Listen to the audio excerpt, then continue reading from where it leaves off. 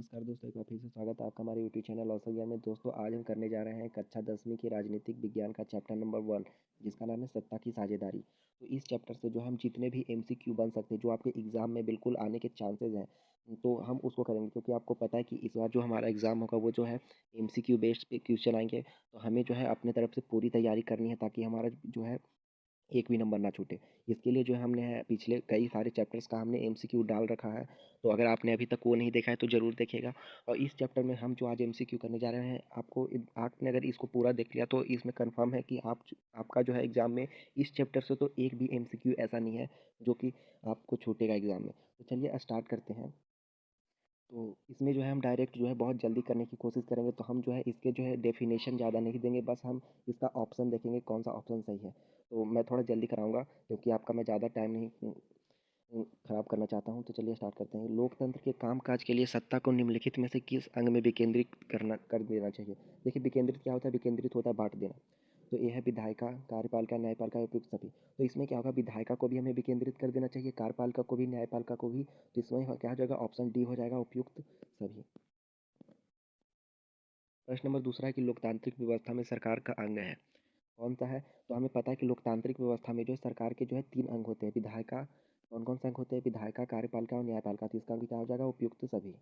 प्रश्न नंबर तीसरा है कि बेल्जियम की सत्ता की साझेदारी आधारित थी, केंद्र सरकार में समान प्रतिनिधित्व। बिल्कुल, बेल्जियम में जो सत्ता की साझेदारी हुई थी वो किस पे हुई थी? उसमें क्या करा गया था कि केंद्र सरकार में जो है वो फ्रेंच मंत्री और डच दोनों को जो है बराबर का अधिकार दिया गया था।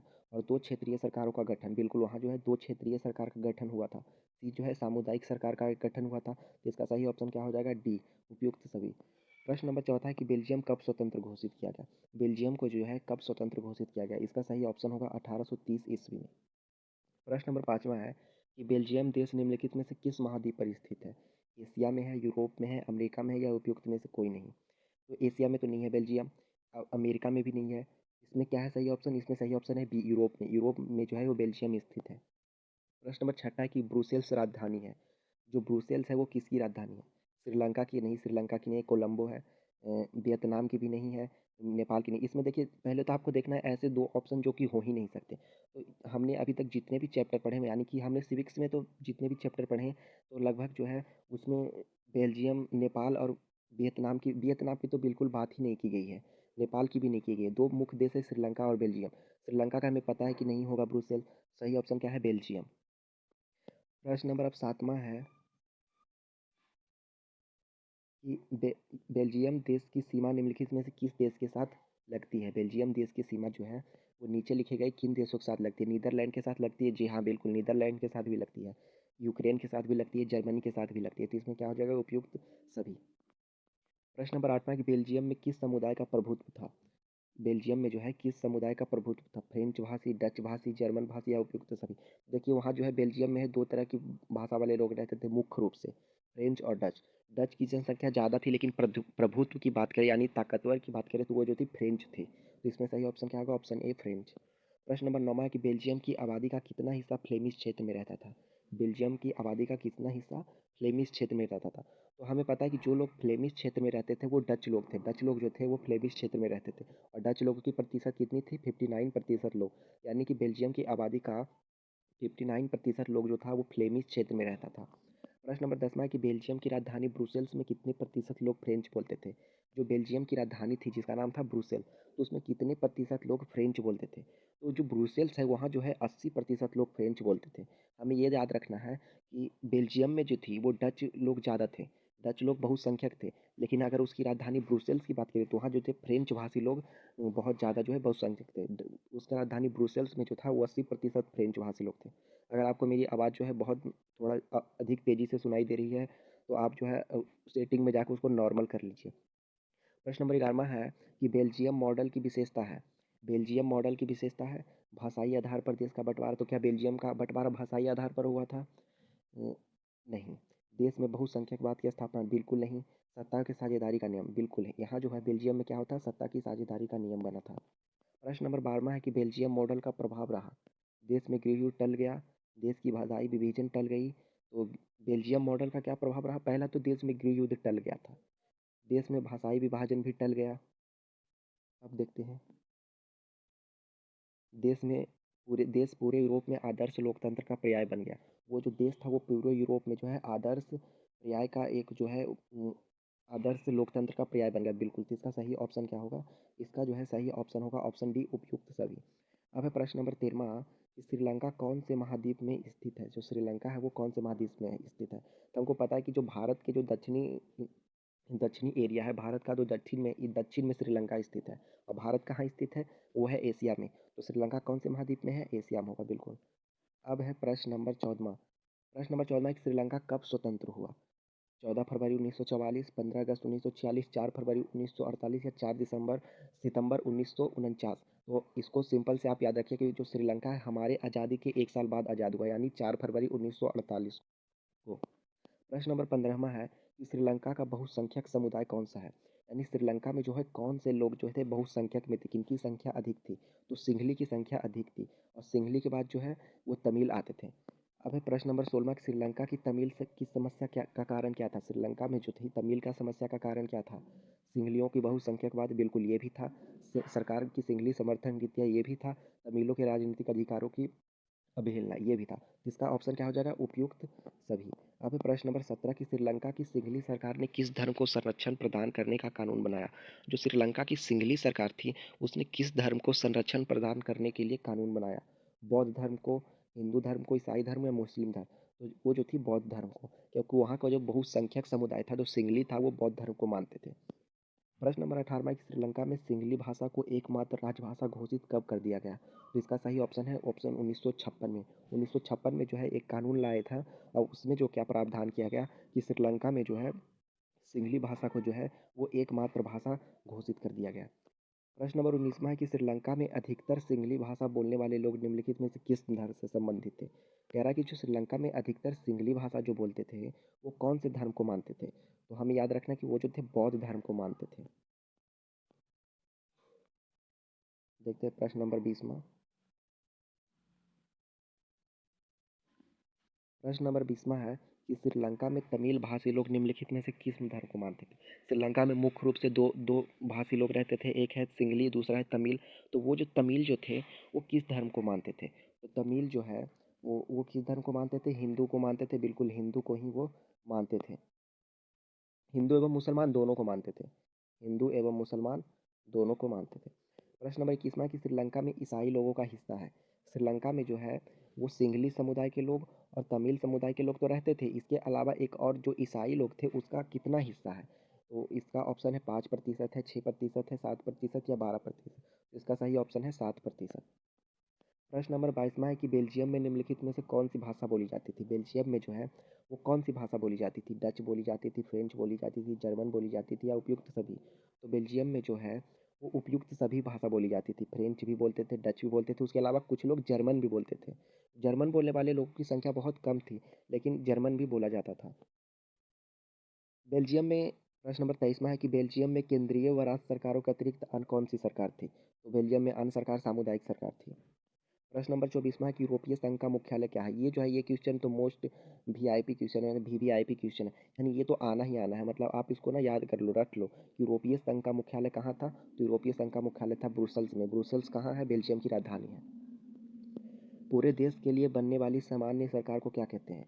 जब पूरे देश के लिए कोई सरकार बनती है तो उसको क्या कहते हैं? उसको संघ या केंद्र सरकार कहते हैं। उसको क्या कहते हैं? केंद्र सरकार या संघ सरकार। यानी जो हमारे अभी देश में जो बीजेपी की पार्टी है तो उसका जो है केंद्र सरकार उसका है, वो जो है वो पूरे देश के लिए बनने वाली सरकार है, तो उसको संघ या केंद्र सरकार कहते हैं।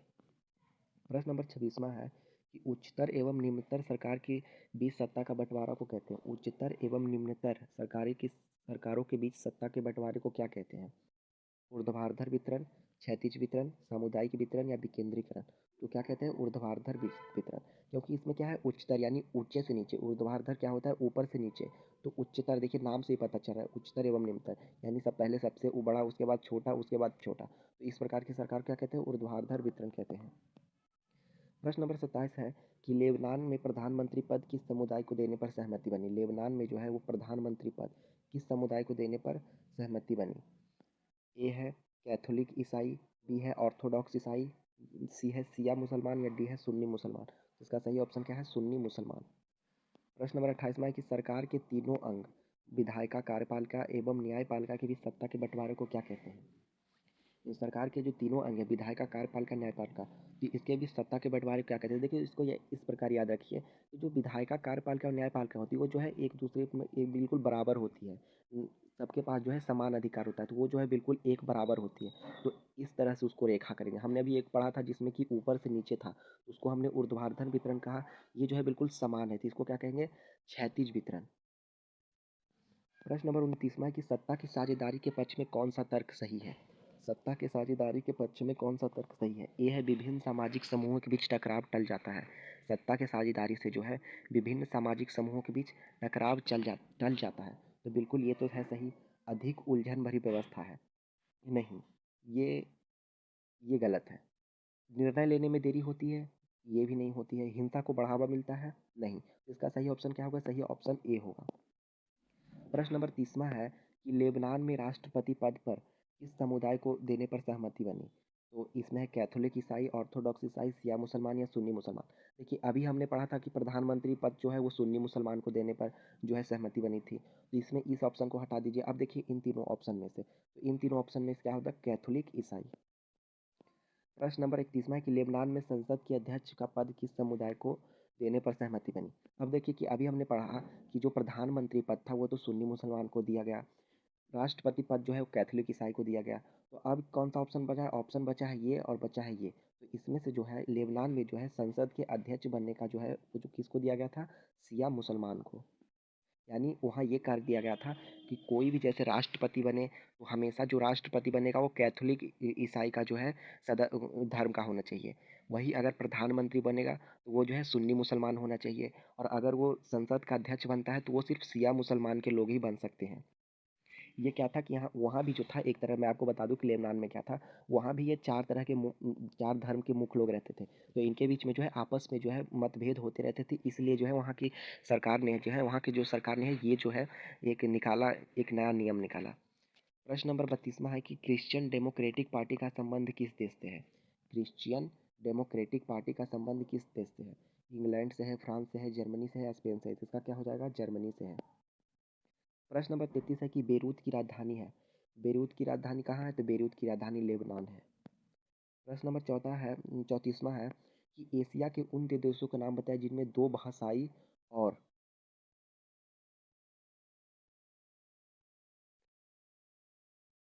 जातीय समूह में संघर्ष था।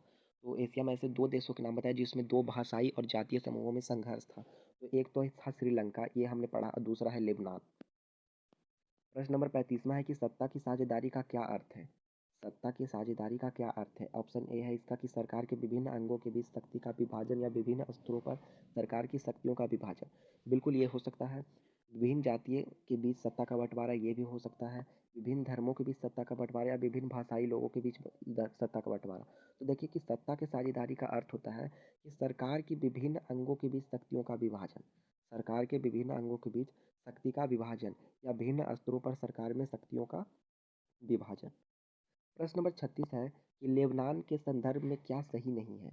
लेबनान के संदर्भ में क्या सही नहीं है? कि सिर्फ सुन्नी मुसलमान ही प्रधानमंत्री बन सकते हैं। अभी हमने पढ़ा कि सिर्फ सुन्नी मुसलमान ही प्रधानमंत्री बन सकता है, तो एक तो ये तो सही है।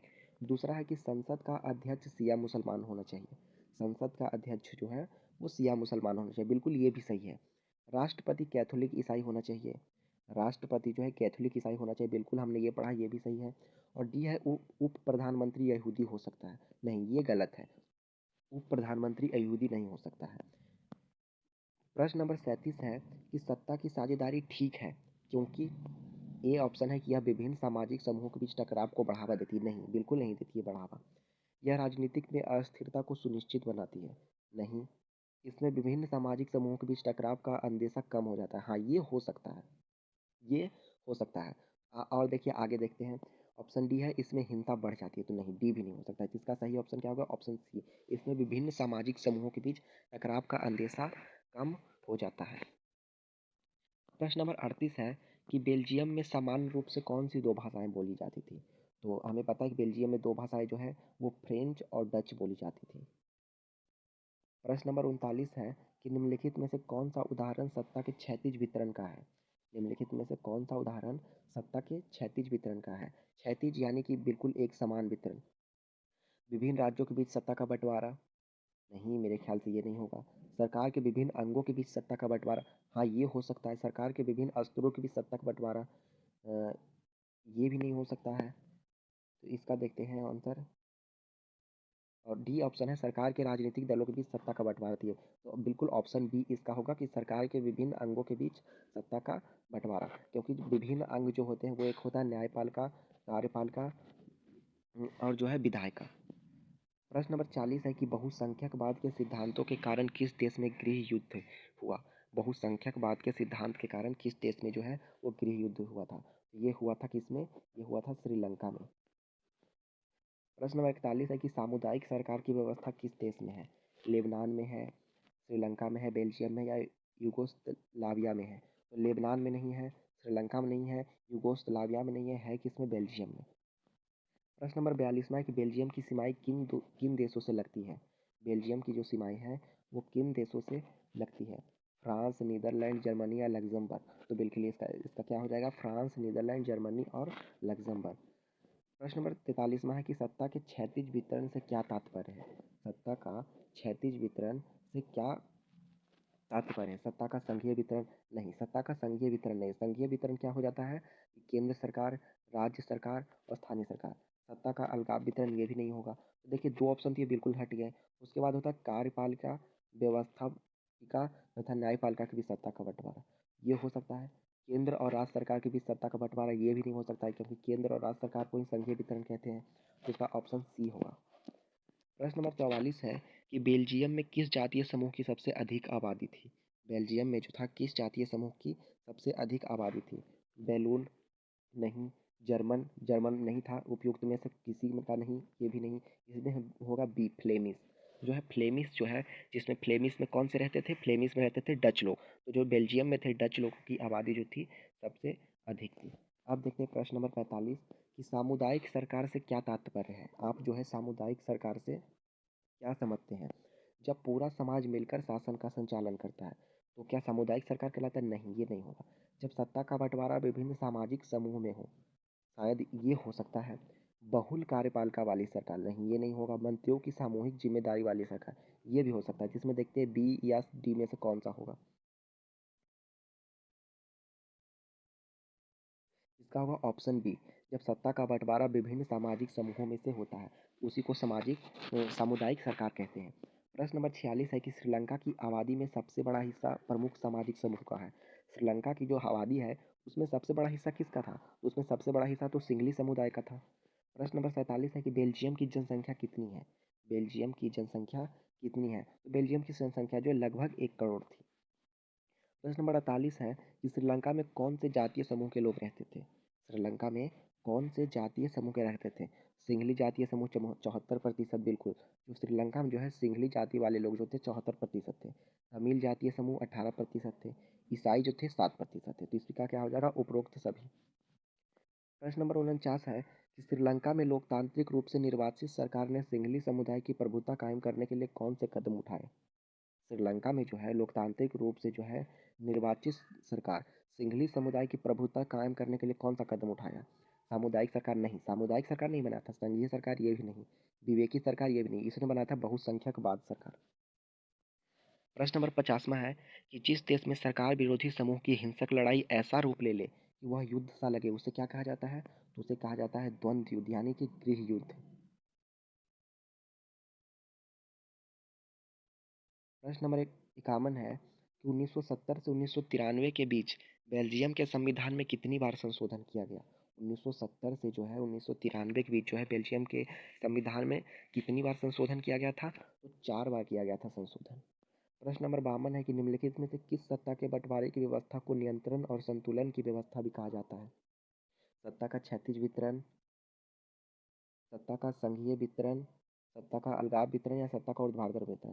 देखिए अलगाव वितरण तो होगा नहीं, ऊर्ध्वाधर भी नहीं होगा और संघीय भी नहीं होगा। तो इसका क्या होगा? क्षैतिज वितरण। तो इसी के साथ जो है हमारा ये पूरा जो है चैप्टर खत्म हुआ। और अगर आपको वीडियो अच्छा लगा तो लाइक कीजिए, शेयर कीजिए, ताकि ज़्यादा से ज़्यादा बच्चे जो देखें और जो है सबके जो है मार्क्स अच्छे आए। और दोस्तों अगर आपको ये वीडियो अच्छा लगा तो चैनल को सब्सक्राइब करें। और इसी तरह हमारे चैनल पर बने रहें। धन्यवाद।